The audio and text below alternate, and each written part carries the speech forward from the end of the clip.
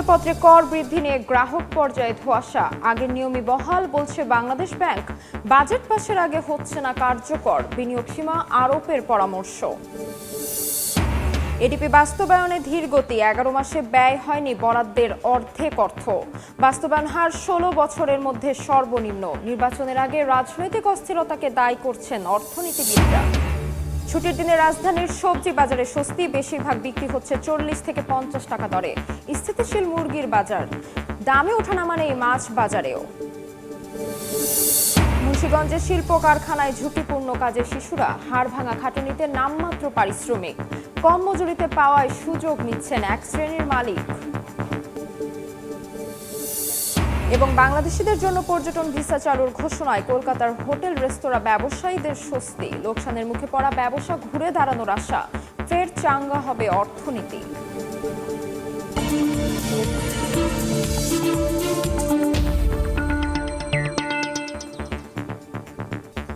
দেখছিলেন শিরোনাম। আমন্ত্রণ জানাচ্ছি দেশ ও দেশের বাইরের অর্থ বাণিজ্যের নানা খবর নিয়ে আমাদের নিয়মিত আয়োজন এ সময়ের বাণিজ্যে। আপনাদের সঙ্গে আছি আমি তাজমিলা খান। শুরুতেই পবিত্র আশুরার খবর। পবিত্র আশুরা উপলক্ষে রাজধানী সহ বিভিন্ন স্থানে চলছে তাজিয়া মিছিল। এই মুহূর্তে রাজধানীর আজিমপুরে আছেন রিপোর্টার নাইম হাসান এবং চট্টগ্রামের সদরঘাটে আছেন শফিকুল আলম।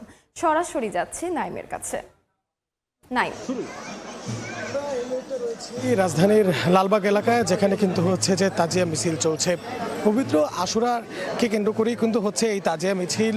প্রায় কয়েকশো বছরের যে ঐতিহ্য, সেই ঐতিহ্যকে ধারণ করেই কিন্তু হচ্ছে এই তাজিয়া মিছিল পালিত হয়ে আসছে। এবারও তার ব্যতিক্রম ঘটেনি। এবার যেই তাজিয়া মিছিলটি, সেই তাজিয়া মিছিলটি শুরু হয়েছে পুরান ঢাকার হোসনি দালানের ভবনের সামনে থেকে। এই তাজিয়া মিছিলটি কিন্তু আজকে সকাল 10টা 10 মিনিটে শুরু হয়েছে। এরপর লালবাগ, আজিমপুর, ধানমন্ডি, আজিমপুর হয়ে ধানমন্ডি লেকে গিয়ে কিন্তু হচ্ছে আজকের এই তাজিয়া মিছিলটি শেষ হবে। মূলত এই তাজিয়া মিছিলটি প্রত্যেক বছরই কিন্তু হচ্ছে এই যে রাজধানীর পুরান ঢাকার যে হোসনে দালান ভবন, সেখান থেকে কিন্তু হচ্ছে এই তাজিয়া মিছিলের আয়োজন করা হয়। এবারও তার ব্যতিক্রম ঘটেনি।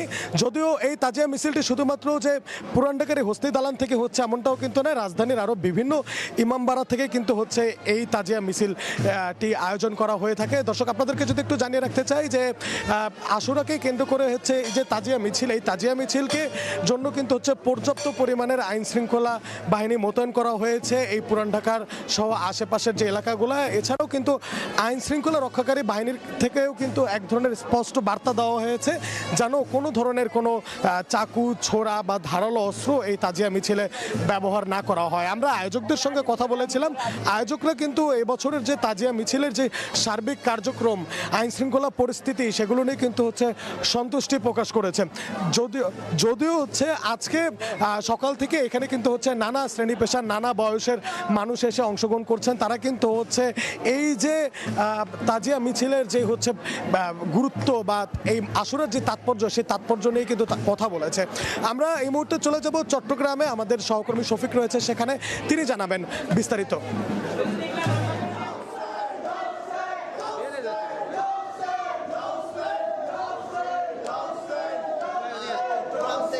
সেই আশুরা, পবিত্র আশুরা উপলক্ষে তাজিয়া মিছিল এই মুহূর্তে বের করা হচ্ছে। চট্টগ্রামের যে সদরঘাট রয়েছে ইমামবাড়া, সেখান থেকে কিন্তু সেই তাজিয়া মিছিল এই মুহূর্তে বের করা হচ্ছে এবং সেটি চট্টগ্রামের বিভিন্ন এলাকা, বিশেষ করে নিউ মার্কেট, কোতোয়ালি সহ বিভিন্ন এলাকা ঘুরে কিন্তু সেটি গিয়ে শেষ হবে। আমরা জানি আজকের এই দিনে ইমাম হুসাইনকে নির্মমভাবে কিন্তু ফোরাত নদীর পারে তাকে হত্যা করা হয়েছিল এবং তার পরিবারকে হত্যা করা, সেই স্মৃতিকে ধরে রাখতে কিন্তু প্রতি বছরে কিন্তু শিয়া সম্প্রদায় এবং সুন্নি সম্প্রদায়ের পক্ষ থেকে তাজিয়া মিছিল বের করা হয়। আজকে যেটি বের করা হচ্ছে এই মুহূর্তে সদরঘাট থেকে, সেটি হচ্ছে একেবারে শিয়া সম্প্রদায়ের পক্ষ থেকে এই যে ইমামবাড়া থেকে সেই তাজিয়া মিছিল বের করা হচ্ছে এবং এটা বিভিন্ন নগরীর বিভিন্ন সড়ক ঘুরবে এবং বিভিন্ন সড়ক ঘুরে সেটি শেষ হবে। এখান থেকে যে 1450 বছর আগে ফোরাত নদীর পারে ইরাকের যে মর্মান্তিক ঘটনা ঘটেছিল, ইমাম হোসাইনের পরিবারের সাথে যে অমানবিক ঘটনা ঘটেছিল, ঘটেছিল, যে মর্মান্তিক ঘটনা ঘটেছিল সেটিকে কিন্তু এখানে তুলে দেওয়া হচ্ছে এবং সেখানে আমরা দেখছি বিভিন্ন কালো পতাকা অর্থাৎ কালো পোশাক পরে শোকের পোশাক পরে তারা কিন্তু সবাই এই শোক র্যালিতে অংশ নিয়েছেন এবং কিছুক্ষণ পরে শোকের মাতম আমরা দেখতে পাবো। এখানে এই যে ইমামবাড়া চট্টগ্রামের সদরঘাটে এটি প্রতি বছর হয়ে থাকে এবং এছাড়াও কিন্তু বিকালে আমরা সুন্নি সম্প্রদায়ের পক্ষ থেকে নগরীর যে পাহাড়তলি রয়েছে সেখান থেকেও কিন্তু আরেকটি তাজিয়া মিছিল বের করা হবে। তো এই মুহূর্তে যে মিছিলটি বের করা হয়েছে সেটি কিন্তু নগরীর বিভিন্ন সড়ক ঘুরে কিন্তু শেষ হবে। এটি শিয়া সম্প্রদায়ের পক্ষ থেকে এই মিছিলটি বের করা হচ্ছে। তো এই ছিল আমার কাছে সর্বশেষ তথ্য। ঢাকার আজিমপুর ও চট্টগ্রাম থেকে সরাসরি যুক্ত ছিলাম। এবার বাণিজ্যের খবর। সঞ্চয়পত্রে কর বৃদ্ধি নিয়ে বিতর্ক গ্রাহকদের মধ্যে। বাংলাদেশ ব্যাংক বলছে বাজেট পাস না হওয়া পর্যন্ত অগ্রিম কর কর্তন চূড়ান্ত নয়, তাই ব্যাংকগুলোর ওপর আগের নিয়মই বহাল রয়েছে। তবে আর্থসামাজিক নিরাপত্তা ও প্রেক্ষাপট বিবেচনায় সঞ্চয়পত্রে কর বৃদ্ধি না করে রেশনিং বা লক্ষ্যভিত্তিক বিনিয়োগ সীমা আরোপ ও ট্রেজারি বন্ড শক্তিশালী করার পরামর্শ অর্থনীতিবিদদের। সেলিয়া সুলতানার রিপোর্ট। 2026-27 অর্থবছরের প্রস্তাবিত বাজেটে সঞ্চয়পত্রের মুনাফার উপর অগ্রিম কর 5% থেকে বাড়িয়ে 10% করার প্রস্তাব দেওয়া হয়েছে। এর ফলে সঞ্চয়পত্রধারীরা মুনাফা উত্তোলনের সময় আগের তুলনায় কম অর্থ হাতে পাবেন। বিশেষ করে মধ্যবিত্ত, পেনশনভোগী ও নির্দিষ্ট আয়ের মানুষের উপর এর প্রভাব পড়বে, এমন সব তথ্য শঙ্কায় ফেলেছে সাধারণ সঞ্চয়কারীদের। তবে বাজেট এখনো জাতীয় সংসদে পাশ না হওয়ায় প্রস্তাবিত কর হার কার্যকর হয়নি। ফলে ব্যাংকগুলোর উপর আগের নিয়মই বহাল থাকছে। যদি বাড়তি কর কর্তনের বিষয় থাকে সেটা তো নেহাত প্রস্তাবনার মধ্যে আছে। অতএব প্রস্তাবনা অনুমোদন না হওয়া পর্যন্ত বাংলাদেশ ব্যাংক উপযোজক হয়ে ব্যাংকগুলিকে কোনো ইনস্ট্রাকশন দেওয়া এবং বাংলাদেশ ব্যাংকের ইনস্ট্রাকশন না পেয়েই ব্যাংকগুলো প্রোয়েক্টিভলি অধিক হারে কর কর্তন করা, এটা বেআইনি কাজ। এদিকে কর বৃদ্ধির পরিবর্তে সঞ্চয়পত্রের রেশনিং বা লক্ষ্যভিত্তিক বিনিয়োগ সীমা আরোপের পরামর্শ দিয়েছেন বিশ্লেষকরা। তাদের মতে সঞ্চয়পত্রকে স্বল্প আয়ের মানুষ, অবসরপ্রাপ্ত ব্যক্তি ও সামাজিক নিরাপত্তা নির্ভর জনগোষ্ঠীর জন্য সংরক্ষিত রাখা উচিত। অন্যদিকে তুলনামূলক উচ্চ আয়ের বিনিয়োগকারীদের ট্রেজারি বিল ও ট্রেজারি বন্ডে বিনিয়োগে উৎসাহিত করা যেতে পারে। 1% মার্জিনও প্রান্তিক গোষ্ঠীর জন্য কিন্তু অনেক। ধনিক শ্রেণী মানুষ যারা, তাদেরকে আসলে তাহলে সঞ্চয়পত্র না কেনার জন্য নিরুৎসাহিত করা হোক। সরকার যদি সত্যিকার অর্থেই কল্যাণের কথা ভাবে, যে সমাজের যে সকল মানুষের প্রান্তিক সঞ্চয় রয়েছে প্লাস হচ্ছে পেনশনার রয়েছে, তাদের জন্যটা শুধু সঞ্চয়পত্র, তাহলে কিন্তু বাকি মানুষগুলা যখন ট্রেজারি বন্ড বিলে যাবে তাদের জায়গাটা কিন্তু তাহলে আমি মনে করি যে সুন্দর হয়, ভালো হয়। বিশ্লেষকদের মতে কর বৃদ্ধিতে সঞ্চয়ের প্রবণতা কমতে পারে, তাই রাজস্ব বাড়ানোর পাশাপাশি ক্ষুদ্র সঞ্চয়কারীদের সুরক্ষা এবং বিকল্প বিনিয়োগ মাধ্যমের সম্প্রসারণ, এই দুয়ের মধ্যে ভারসাম্য রক্ষা করাই সরকারের জন্য এখন বড় চ্যালেঞ্জ। সেলিয়া সুলতানা, সময় সংবাদ, ঢাকা। দর্শক, আমরা প্রতিবেদনটি দেখলাম। এই বিষয়ে আলোচনার জন্য আমাদের সঙ্গে ভার্চুয়ালি যুক্ত হয়েছেন অর্থনীতি বিশ্লেষক ও বাংলাদেশ সুপ্রিম কোর্টের জ্যেষ্ঠ আইনজীবী ব্যারিস্টার এম এ মাসুম। জনাব এম এ মাসুম, এ সময়ের বাণিজ্যে আপনাকে স্বাগত। প্রথমে জানতে চাইবো যে সঞ্চয়পত্রের বেশিরভাগ হচ্ছে পেনশনধারী, মধ্যবিত্ত, নিম্ন আয়ের মানুষ। সেক্ষেত্রে যে সঞ্চয়পত্রের করটি বৃদ্ধি করা হয়েছে, এদের ক্ষেত্রে এটি কি ধরনের প্রভাব ফেলবে? ধন্যবাদ আপনাকে। আসলে এখানে কিন্তু আমরা যদি দেখি আমাদের টোটাল সঞ্চয় সেভিংস সার্টিফিকেটে যেটা অ্যামাউন্ট আছে ধরেন 3,41,000 কোটি টাকা, কিন্তু সেই অ্যামাউন্টটা কিন্তু এর আগে যেমন এটা কিন্তু ম্যান্ডেটরি ছিল না, যার ফলে দেখা গিয়েছে অনেকেই আপনার বড় বড় কোম্পানি তারা কিন্তু এই সেভিংস সার্টিফিকেট কিনে রাখতো, যেটা করা হয়েছিল only because for the social safety net হিসেবে, যারা একেবারে নেসেসিটি, যাদের একেবারে স্বল্প আয়ের লোকজন এবং যারা পেনশন হোল্ডার। তো এখন যেটা সরকার যেটা করছে, যেটা আমার মনে হয় খুব ভালো একটা মুভ, সেটা হলো যে এই সেভিংস সার্টিফিকেটের এখান থেকে শিফটিং করাতে চাচ্ছে টুয়ার্ডস দি আপনার ট্রেজারি বিল এন্ড বন্ডের দিকে। এবং অল্টারনেটিভ কিন্তু আপনি দেখেন যেহেতু অনেক কিছু ম্যান্ডেটরি করে দিয়েছে, আগে যেমন টিন ম্যান্ডেটরি ছিল না, এখন আবার এই এআইটি যেটা ইন্ট্রোডিউস করা হয়েছে 10%, সেটা হলো কি যে আপনাকে লাস্টে যখন আপনি আবার রিটার্ন চাবেন তখন কিন্তু আপনাকে রিটার্ন সাবমিট করে কিন্তু এটা অ্যাডজাস্ট করবে। তো পেনশনার যারা 5 লাখের নিচে তাদের কিন্তু এক্সেপ্ট করে দেওয়া আছে। তো এটা এক সেন্সে কারণ আমাদের ট্যাক্স টু জিডিপি রেশিও এত নিচে চলে আসছে, প্রায় 7% এর নিচে। তো এইটা ইন জেনারেল এখন দেখা যাচ্ছে যে আগে যেভাবে সেভিংস সার্টিফিকেটের সঞ্চয়পত্রের প্রতি অনেক অ্যাট্রাকশন ছিল, এটা কিন্তু অনেক কমে গেছে। আমরা দেখেছি নেক্সট 2 ইয়ার্স কিন্তু এটা নেগেটিভ গ্রোথ ছিল, মানে নেট সেল কিন্তু আপনার জিরো ছিল, মানে তার থেকে নিচে ছিল। কারণ আমি নেক্সট ইয়ারের যেটা ডাটা দেখলাম সেখানে দেখলাম যে 6,000 কোটি টাকা গভর্নমেন্টের নেট নেগেটিভ ছিল। তার মানে হলো এটার আপনার অ্যাট্রাকশনটা কিন্তু অনেক কমে গেছে। এবং আপনি যদি এবারের বাজেট দেখেন যে ওই 9,30,000 কোটি টাকা, সেখানে কিন্তু ডেফিসিট বাজেটে কিন্তু 2,43,000 কোটি টাকা, এবং এখানে 1,27,000 কোটি টাকা কিন্তু ব্যাংকিং সেক্টর থেকে বড় করার কথা, এবং সেখানে 15,000 অনলি এই সেভিং সার্টিফিকেট থেকে নেওয়ার কথা। তাহলে এখন এই যেটা করা উচিত বা সরকার যেভাবে চিন্তা করছে সেটা হলো যে আলটিমেটলি একটা যেটা হবে এনএসডব্লিউ, ওই যে আপনার এই ধরনের একটা যে সমস্ত কিছুই ডাটাবেজের মাধ্যমে তখন যারা অ্যাকচুয়ালি নিডি তাদেরকে এইটা সাপোর্ট দেওয়া যাবে। বাট ইন জেনারেল সবাইকে যদি আপনি সাপোর্ট দেন তাহলে কিন্তু যেই পারপাস সরকারের সেই পারপাসটাই কিন্তু সার্ভ হবে না, এবং সরকারের জন্য কিন্তু এটা একটা বিশাল ব্যয় হয়ে যাচ্ছে। যে আপনি যদি ডোমেস্টিক ডেট যেটা তাদের যে হিসাব, সেখানে কিন্তু এটা একটা বার্ডেন হিসেবে কাজ করছে। এবং আইএমএফ এর যে $4.7 বিলিয়ন আমাদেরকে যে দিল, তখনও কিন্তু এখানে একটা কন্ডিশন ছিল যে সেভিং সার্টিফিকেট থেকে আপনি ম্যাক্সিমাম 25% এর লোকাল ডোমেস্টিক বরোয়িং নিতে পারবেন, যেটা আমাদের অলরেডি কিন্তু 30%। যদি আমরা টোটাল আমাদের ডেট ধরি তাহলে সেটা কিন্তু অ্যারাউন্ড 24 লাখ কোটি টাকা।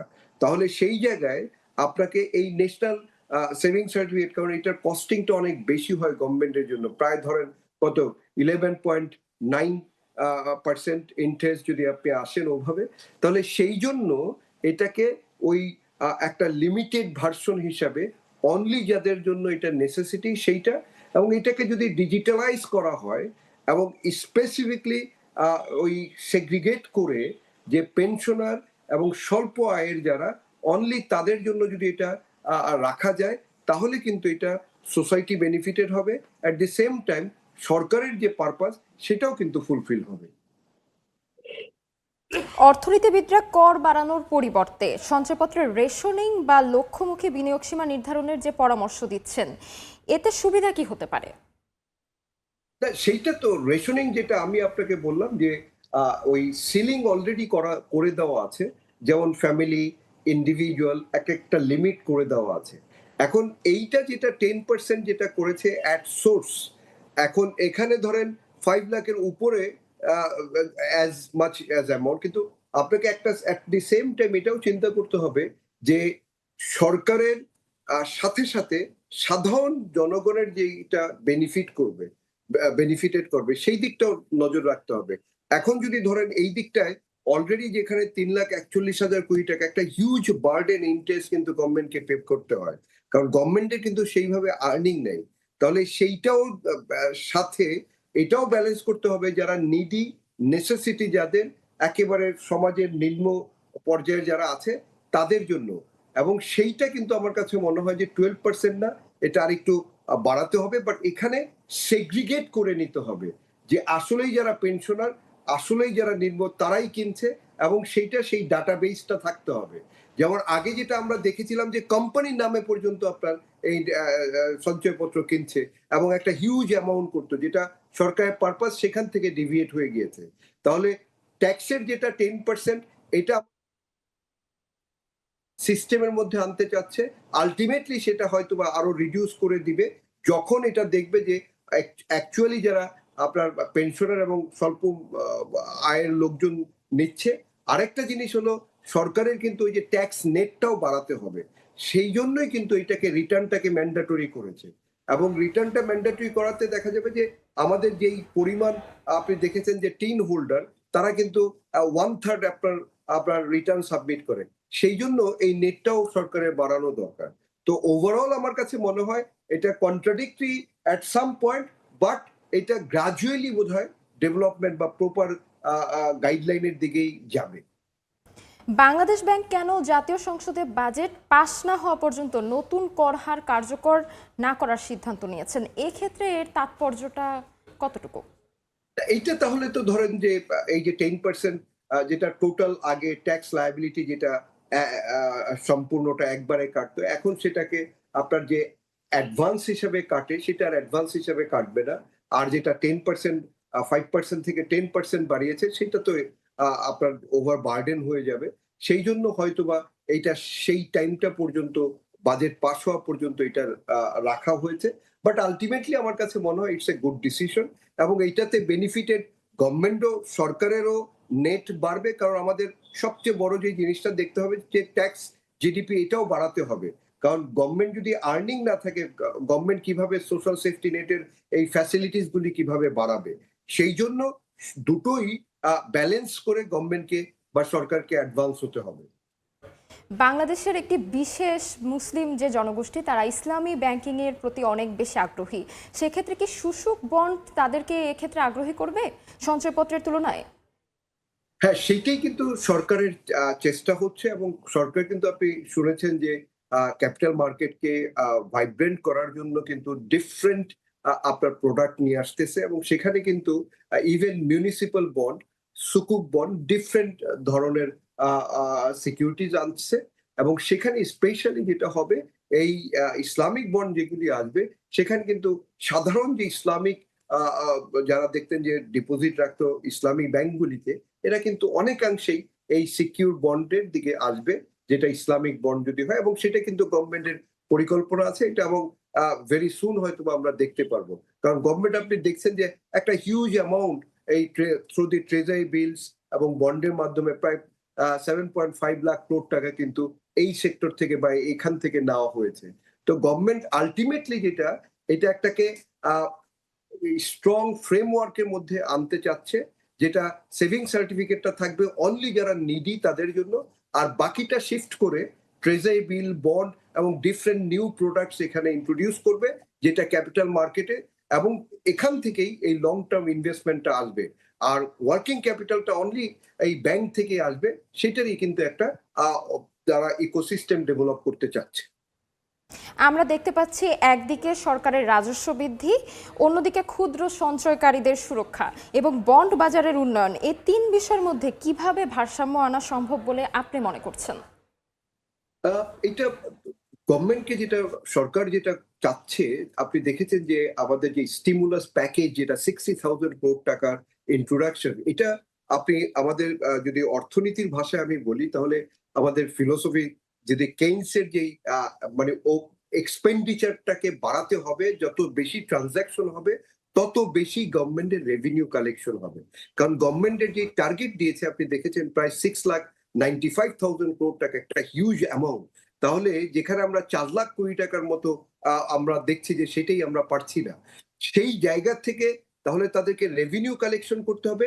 অ্যাট দি সেম টাইম এই যে টোটাল ফাইন্যান্সিয়াল সেক্টরটাকে একটা ইকোসিস্টেমের মধ্যে আনতে হবে প্রপারলি, যেখানে ক্যাপিটাল মার্কেট, আপনার banking, money market, bank leasing এগুলি থাকবে, প্লাস ইন্স্যুরেন্স সেক্টর, এনবিআর, এই টোটাল ইকোসিস্টেমটাকে এমনভাবে ক্রিয়েট করতে হবে যেটা ধরেন যেখানে দরকার, ফর এক্সাম্পল যে ইন্স্যুরেন্স সেক্টরের যে ফান্ডটা আছে সেই ফান্ডটা ক্যাপিটাল মার্কেটে ইনভেস্ট হবে এবং কি কতটুকু পরিমাণ, এবং ক্যাপিটাল মার্কেটে ভালো কোম্পানি আনার জন্য এনবিআর এর যে আপনার ট্যাক্স হলিডে অর এখানে ট্যাক্সের যে একটা গ্যাপ বাড়ানো সেটা, এদিকে আবার সেম টাইম ব্যাংকিং সেক্টরে অনলি শর্ট টার্ম ইনভেস্টমেন্ট যেটা আপনার ওয়ার্কিং ক্যাপিটাল যাবে, বাট লং টার্ম ইনভেস্টমেন্ট টোটালটাই তারা এখন এই ক্যাপিটাল মার্কেট থেকে আনবে।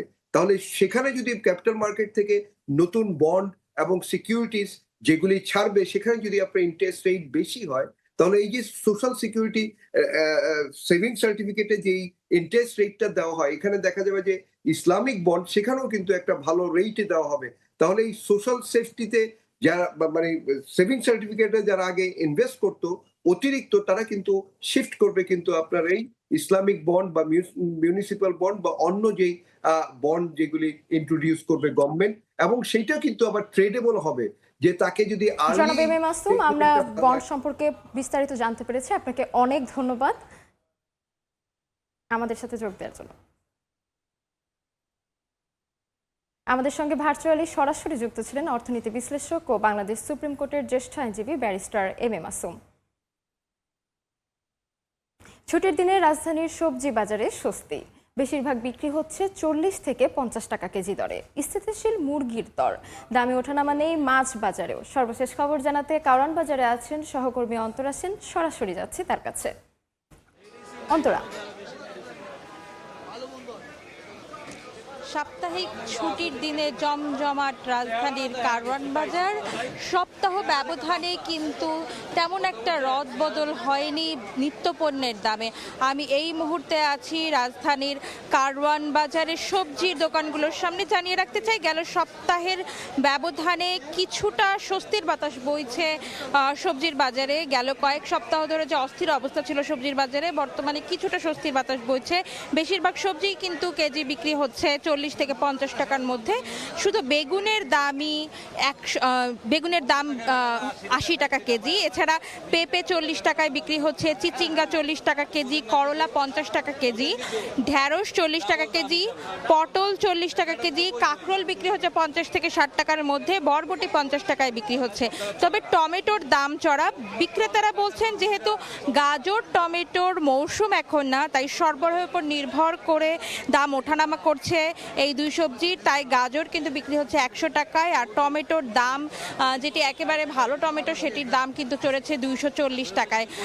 এদিকে সপ্তাহ ব্যবধানে কিন্তু অপরিবর্তিত রয়েছে ব্রয়লারের দাম, বিক্রি হচ্ছে 160 টাকায়। সোনালি বিক্রি হচ্ছে কিন্তু 330 থেকে 340 টাকায়, আর লেয়ার বিক্রি হচ্ছে কিন্তু 350 টাকায়। আর যদি মাছের বাজারের খবর জানতে চাই, তবে ক্রেতাদের সাথে কথা বলে যেটুকু জানতে পেরেছি, সরবরাহের তুলনায় মাছের দাম বেশ স্বাভাবিক রয়েছে। রুই কাতলার কেজি কিন্তু বিক্রি হচ্ছে 300 থেকে 350 টাকার মধ্যে, পাবদা 320 থেকে 350 টাকায় বিক্রি হচ্ছে। তবে চড়া রয়েছে কিন্তু ইলিশের দাম।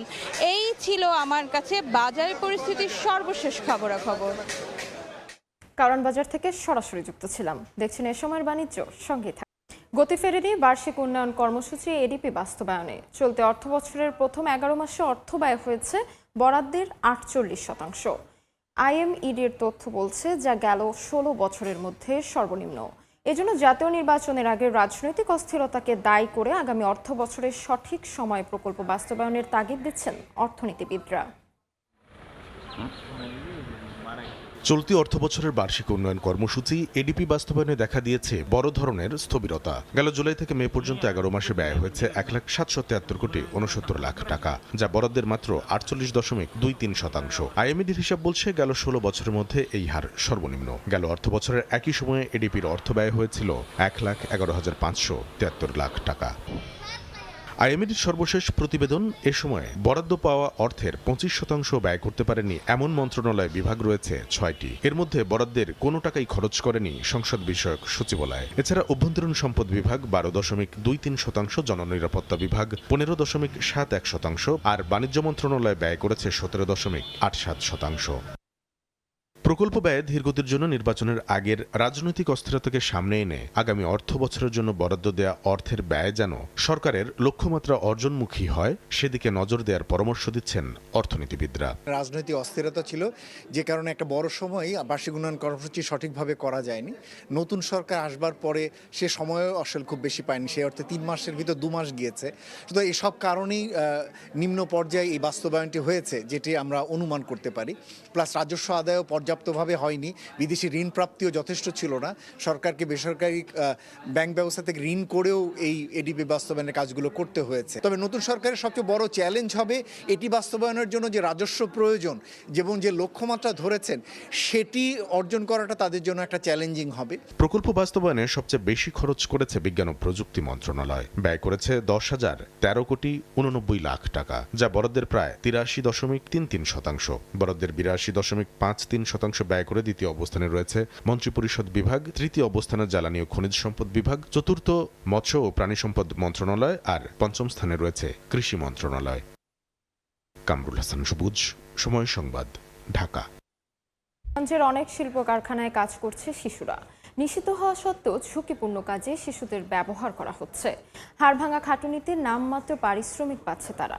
কর্তৃপক্ষ বলছে শিশুশ্রম কমিয়ে আনার চেষ্টা চলছে। নাসিরুদ্দিন উজ্জ্বলের রিপোর্ট, ছবি তুলেছেন আবু সাইদ। আব্দুর রহিম মুন্সিগঞ্জ সদর উপজেলার দুর্গাবাড়ি এলাকায় সুতার মিলে কাজ করে।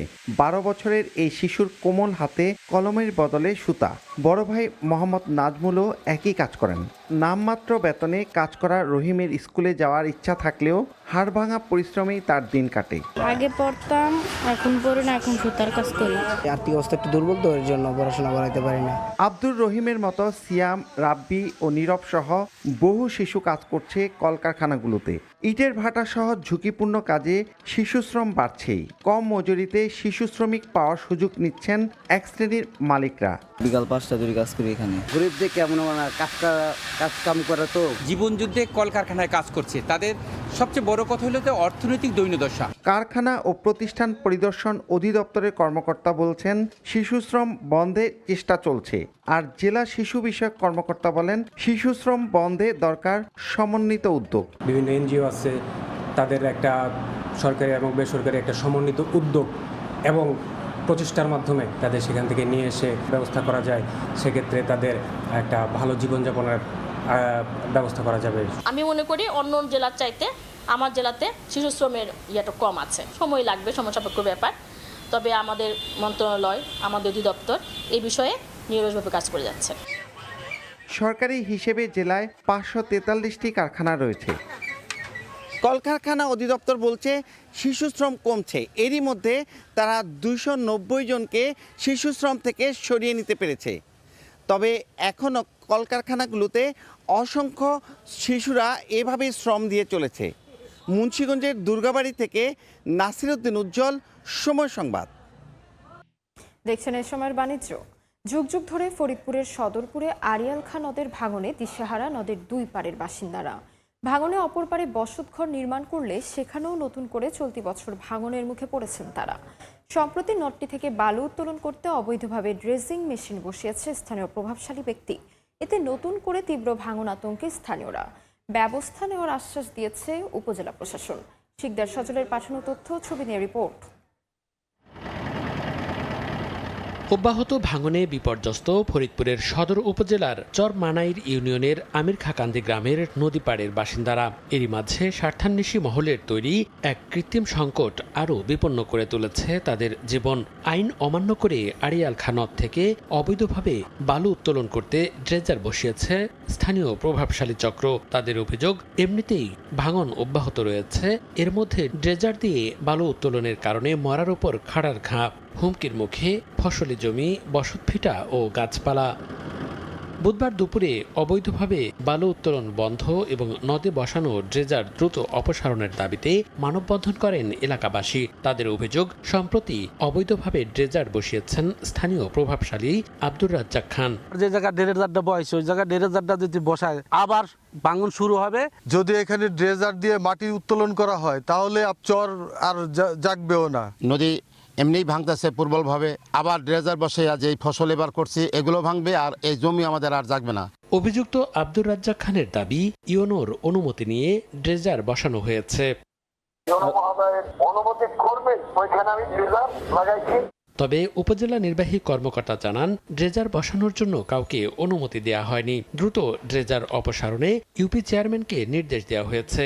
প্রয়োজনে মোবাইল কোর্ট পরিচালনা করা হবে। উপজেলা প্রশাসনের থেকে অনুমতি বা অনুমোদন দেওয়ার কোনো ধরনের কোনো সুযোগ নেই। চেয়ারম্যান মহোদয়ের মাধ্যমে ওনাকে নিষেধ করা হয়েছে। তারপরে যদি উনি সেটি না করে থাকে তাহলে আইনানুগভাবে আমরা যে ব্যবস্থা নেওয়া হয়, মোবাইল কোর্ট সহ অন্যান্য আইনানুগ ব্যবস্থা আছে, সেটি আমরা অবশ্যই গ্রহণ করব।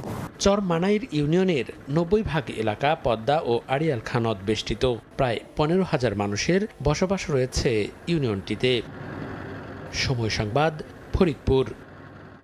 নিষিদ্ধ 3 চাকার যানবাহন দাপিয়ে বেড়াচ্ছে ঢাকা আরিচা মহাসড়কের মানিকগঞ্জ অংশে। এতে মহাসড়কে ঘটছে ছোট বড় দুর্ঘটনা, ঝরছে তাজা প্রাণ। বড় যানবাহনের চালক ও মালিকদের দাবি, নিষিদ্ধ যানবাহনের কারণে আতঙ্ক নিয়ে চালাতে হচ্ছে গাড়ি। ব্যবস্থা নেওয়া হচ্ছে বলে জানায় হাইওয়ে পুলিশ। মোহাম্মদ ইউসুফ আলীর তথ্য ও রমজান আলীর ছবিতে রিপোর্ট।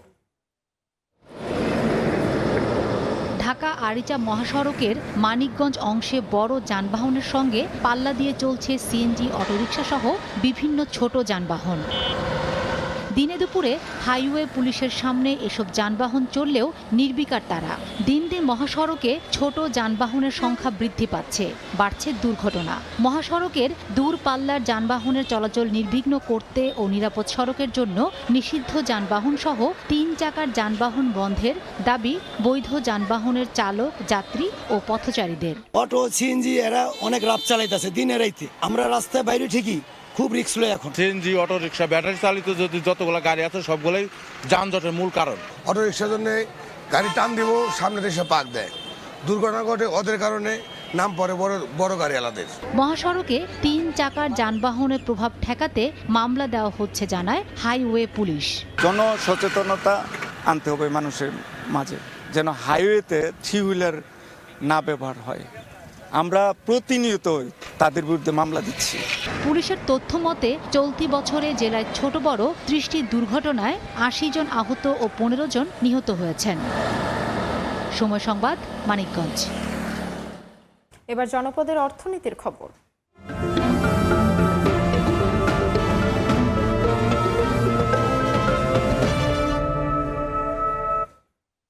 নওগাঁর আড়তে আম্রপালি আমের জমজমাট বেচাকেনা। বিস্তারিত জানাতে নওগাঁ থেকে সরাসরি যুক্ত হচ্ছেন রিপোর্টার এমআর রকি। সরাসরি যাচ্ছি তার কাছে। রকি, মিষ্টি আমের ঘ্রাণে মাতোয়ারা এই মুহূর্তে বরেন্দ্র অঞ্চলের বিভিন্ন এলাকা। আসলে এই মৌসুমের যেসব জাত রয়েছে আমের, প্রত্যেকটি আমই কম বেশি বাজারে একেবারে পরিপূর্ণতায় ঠাসা।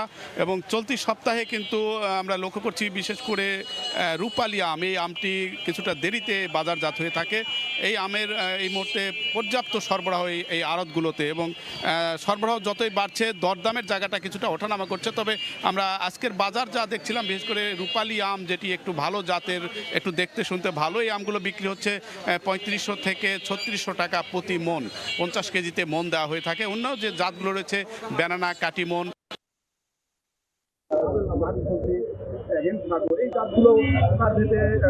3200 টাকা প্রতিমন বিক্রি হচ্ছে। দরদামের বিষয়টি কিছুটা ওঠানামা করলেও তবে যে পরিমাণ আম বাজারে উঠেছে, আসলে এখানকার যারা বাগান মালিক তারা বলছেন যে এই মৌসুমের সর্বোচ্চ পরিমাণের আম তারা এই মুহূর্তে আড়তগুলোতে পাচ্ছেন। এবং আড়তে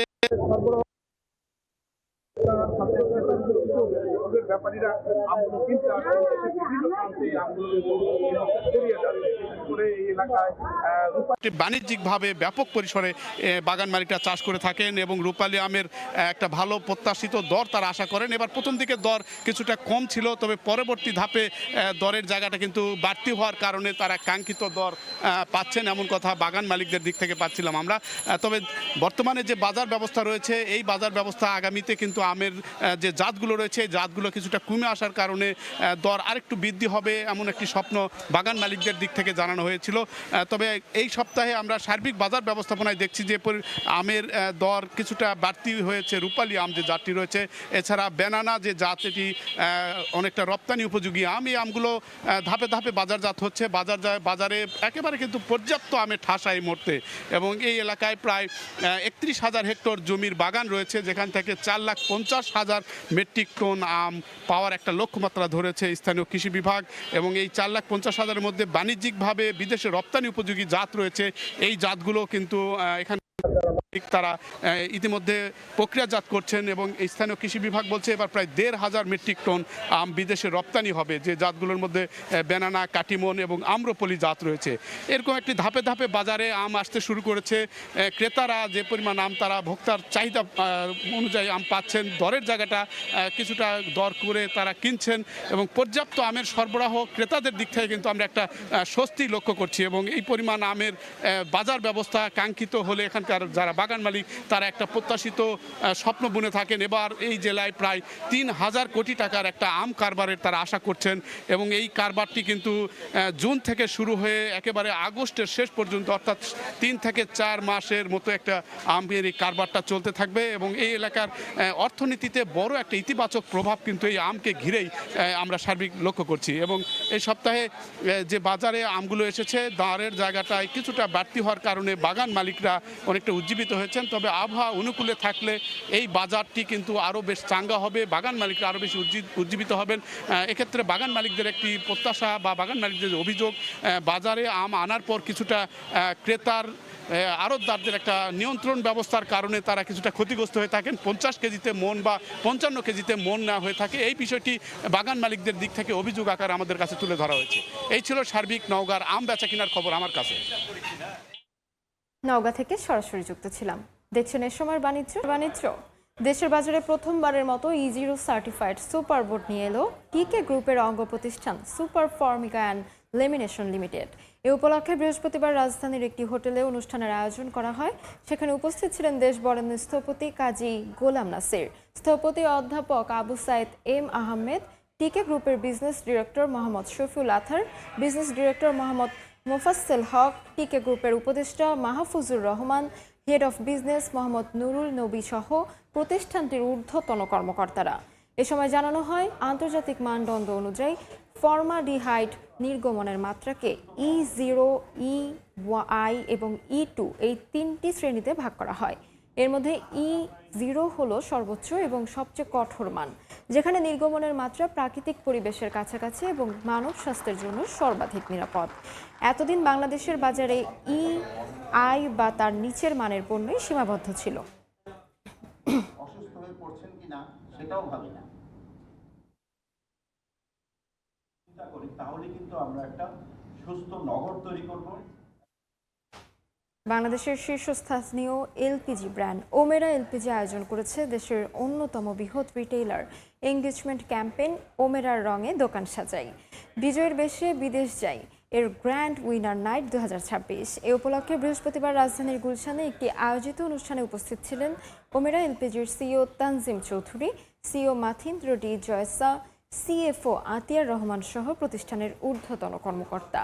দেশের বিভিন্ন অঞ্চল থেকে আগত বিজয়ী রিটেইলার্স ও ওমেরা এলপিজির সেলস টিমের সদস্যরা। জানানো হয়, 4 মাস ব্যাপী এই আয়োজনে দেশের 64 জেলা থেকে 3,500-এর বেশি রিটেইলার অংশগ্রহণ করেন। এই ক্যাম্পেইনে জাতীয় পর্যায়ের টপ 10 উইনারদের পাশাপাশি দেশের 64 জেলায় সেরা রিটেইলারদের সম্মাননা দেওয়া হয়। চ্যাম্পিয়ন পুরস্কার হিসেবে বিজয়ী হয়েছেন 2 জনের বিদেশে ভ্রমণের আকর্ষণীয় ট্যুর প্যাকেজ বিজয়ীরা উপহার পেয়েছেন। এছাড়াও বিজয়ীদের জন্য ছিল মোটর সাইকেল, বিদেশ ভ্রমণ, বিভিন্ন হোম অ্যাপ্লায়েন্স এবং আকর্ষণীয় গিফট হ্যাম্পার। ক্যাম্পেইন জুড়ে সাপ্তাহিক ও মাসিক বিজয়ীদেরও সম্মাননা হিসেবে প্রদান করা হয়েছে বিভিন্ন আকর্ষণীয় উপহার। কারণ ব্যবসা তো করেন ডিস্ট্রিবিউটররা। কুটির, ক্ষুদ্র ও মাঝারি শিল্পে অবদানের জন্য দেশের বিভিন্ন অঞ্চল থেকে নির্বাচিত 7 জন উদ্যোক্তাকে বিভিন্ন সম্মাননা দিয়েছে প্রাইম ব্যাংক পিএলসি। বৃহস্পতিবার রাজধানীর একটি 5 তারকা হোটেলে প্রাইম ব্যাংক এসএমই উদ্যোক্তা সম্মেলন ও সম্মাননা 2026 অনুষ্ঠানে এই সম্মাননা জানানো হয়। বিশ্ব এসএমই দিবস 2026 উপলক্ষে এই সম্মাননা অনুষ্ঠান আয়োজন করে প্রাইম ব্যাংক। প্রাইম ব্যাংকের এএমডিএম নাজিম এ চৌধুরী জানান, এসএমই অর্থনীতির মূল চালিকা শক্তি। তাদের উৎসাহিত করতে আমাদের এমন উদ্যোগ সব সময় চালু থাকবে। এ সময় উপস্থিত ছিলেন ক্ষুদ্র মাঝারি শিল্প ফাউন্ডেশনের ব্যবস্থাপনা পরিচালক আনোয়ার হোসেন চৌধুরী, প্রাইম ব্যাংকের প্রধান নির্বাহী কর্মকর্তা ফয়সাল রহমান সহ ব্যাংকটির ঊর্ধ্বতন কর্মকর্তারা।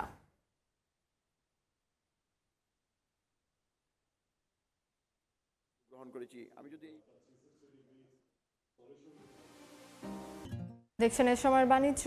বাংলাদেশি পর্যটকদের জন্য ভারতের ভিসা চালুর ঘোষণায় স্বস্তি নেমেছে কলকাতার হোটেল ও রেস্তোরাঁ ব্যবসায়ীদের মাঝে।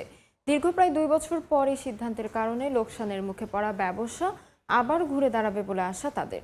2 দেশের পর্যটন সচল হলে কলকাতার এই অঞ্চলের অর্থনীতি ফের চাঙ্গা হবে বলে মনে করছেন সংশ্লিষ্টরা। বিস্তারিত জানাচ্ছেন সুব্রত আচার্য, ছবি তুলেছেন বিশ্বজিৎ দাস। ভারতের কলকাতার নিউ মার্কেট এলাকার Marquis Street, Sudder Street, Rafi Ahmed Kidwai Street, park street সহ প্রায় অর্ধশত ছোট বড় রাস্তার পাশে হাজারেরও বেশি আবাসিক হোটেল গড়ে উঠেছে শুধুমাত্র বাংলাদেশি পর্যটকদের আসা যাওয়াকে কেন্দ্র করে। বাংলাদেশি পর্যটকদের জন্য ফের ভিসা চালুর খবর ছড়িয়ে পড়তেই স্বস্তি নেমে এসেছে সেখানকার ব্যবসায়ী মহলে। প্রচুর মিডিল ক্লাস লোক যারা হোটেল গেস্ট হাউস খুলে রেখেছে তাদের সব বন্ধ আছে, ওরাও খুলে যাবে। নিউ মার্কেট ব্যবসায়ীদের অবস্থা খারাপ, সেটাও ভালো হয়ে যাবে। আমরা একটা স্বস্তি পাচ্ছি এখন ভিসাটা ঠিকভাবে পেয়ে গেলে, একদম আর কোনো টেনশনে কিছু নেই। প্যাসেঞ্জারের সমস্যা, তারপরে বাসের পরিবহনের সমস্যা, গাড়ি কম চলছে, হোটেলগুলো ফাঁকা রয়েছে, এগুলো তো সবাই পরিপূর্ণ কাজ করতে পারবে। সংশ্লিষ্টরা বলছেন বাংলাদেশিরা শুধু কেনাকাটাই করেন না, বরং এখানকার হোটেল, যাতায়াত এবং চিকিৎসা সেবাও নেন। পর্যটক ভিসা বন্ধ হওয়ার পর থেকে কলকাতার এই নির্দিষ্ট জোনের ব্যবসা বাণিজ্যে মন্দা নেমে আসে। ভিসা চালুর ঘোষণার পর এখন আবার হোটেল বুকিং ও কেনাকাটা বাড়বে, সচল হবে থমকে যাওয়া অর্থনীতিও, এমন আশা স্থানীয় ব্যবসায়ী সংগঠনের নেতাদেরও। ভারত সরকারের পরিসংখ্যান বলছে 2023 সালে ভারতে আসা বিদেশি পর্যটকদের মধ্যে বাংলাদেশি পর্যটকরাই শীর্ষে ছিলেন। সেবার প্রায় 22 লাখ বাংলাদেশি পর্যটক এসেছিলেন ভারতে, যা রেকর্ড। এরপর 2024 সাল থেকেই সেই সংখ্যা কমতে থাকে। সবশেষ 2025 সালে বাংলাদেশি পর্যটকদের সংখ্যা নেমে দাঁড়ায় মাত্র 4.5 লাখে। এতে কলকাতার বাংলাদেশি পর্যটক নির্ভর ব্যবসা বাণিজ্য মারাত্মকভাবে ক্ষতিগ্রস্ত হচ্ছিল। সুব্রত আচার্য, সময় সংবাদ, ভারত। ভারতের পারমাণবিক বিদ্যুৎ খাতে বড় বিনিয়োগ পরিকল্পনা ঘোষণা করেছে আদানি গ্রুপ। 2035 সালের মধ্যে 10 গিগাওয়াট উৎপাদন সক্ষমতা গড়ে তোলার লক্ষ্য নিয়েছে প্রতিষ্ঠানটি। বর্তমানে প্রায় 8 গিগাওয়াট সক্ষমতার এই খাতকে 2047 সালের মধ্যে 100 গিগাওয়াটে উন্নীত করার পরিকল্পনা রয়েছে ভারতের। ভারতের পারমাণবিক বিদ্যুৎ খাতে প্রবেশের পরিকল্পনা ঘোষণা করেছে আদানি গ্রুপ। প্রতিষ্ঠানটি জানিয়েছে 2035 সালের মধ্যে 10 গিগাওয়াট পারমাণবিক বিদ্যুৎ উৎপাদন সক্ষমতা গড়ে তোলার লক্ষ্য রয়েছে তাদের। বর্তমানে ভারতে প্রায় 8 গিগাওয়াট পারমাণবিক বিদ্যুৎ উৎপাদনের সক্ষমতা রয়েছে। দেশটি 2047 সালের মধ্যে এই সক্ষমতা 100 গিগাওয়াটে উন্নীত করার লক্ষ্য নির্ধারণ করেছে। এ কারণে গেল বছর পারমাণবিক বিদ্যুৎ উৎপাদন খাত বেসরকারি ও বিদেশি প্রতিষ্ঠানের জন্য উন্মুক্ত করা হয়। 1.1 মিলিয়ন। এ লক্ষ্যে আদানি গ্রুপের বার্ষিক সাধারণ সভায় প্রতিষ্ঠানটির চেয়ারম্যান গৌতম আদানি বলেন, প্রকল্পগুলোর জন্য জমি এরই মধ্যে চিহ্নিত করা হয়েছে। 2030 সালের মধ্যে 3 গিগাওয়াট ডাটা সেন্টার সক্ষমতা গড়ে তোলার কাজ নির্ধারিত সময়সূচি অনুযায়ী এগোচ্ছে। পাশাপাশি প্রাকৃতিক গ্যাসের ক্রমবর্ধমান চাহিদা মেটাতে পাইপলাইন ভিত্তিক গ্যাস প্রকল্প সম্প্রসারণ করা হচ্ছে। অন্তরা সেন, সময় সংবাদ। এ পর্যায়ে শীর্ষ সংবাদগুলো জানিয়ে দিচ্ছি আরেকবার। সঞ্চয়পত্রে কর বৃদ্ধি নিয়ে গ্রাহক পর্যায়ে ধোঁয়াশা, আগের নিয়মই বহাল বলছে বাংলাদেশ ব্যাংক। বাজেট পাসের আগে হচ্ছে না কার্যকর, বিনিয়োগ সীমা আরোপের পরামর্শ। এডিপি বাস্তবায়নে ধীর গতি, 11 মাসে ব্যয় হয়নি বরাদ্দের অর্ধেক অর্থ। বাস্তবায়ন হার 16 বছরের মধ্যে সর্বনিম্ন। নির্বাচনের আগে রাজনৈতিক অস্থিরতাকে দায়ী করছেন অর্থনীতিবিদরা।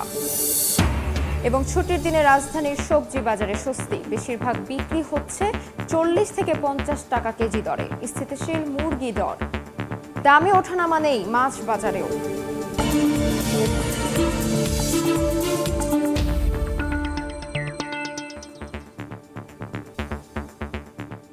এই ছিল এ সময়ের বাণিজ্যে। দর্শক, বিশ্বকাপ ফুটবলের মহাযজ্ঞ সরাসরি সম্প্রচার করছে সময় টেলিভিশন। দেখতে চোখ রাখুন সময়ের পর্দায়। এরপর দুপুর 12টার সময় সংবাদ নিয়ে আসছে কিছুক্ষণ পর। সঙ্গে থাকুন সময়ের।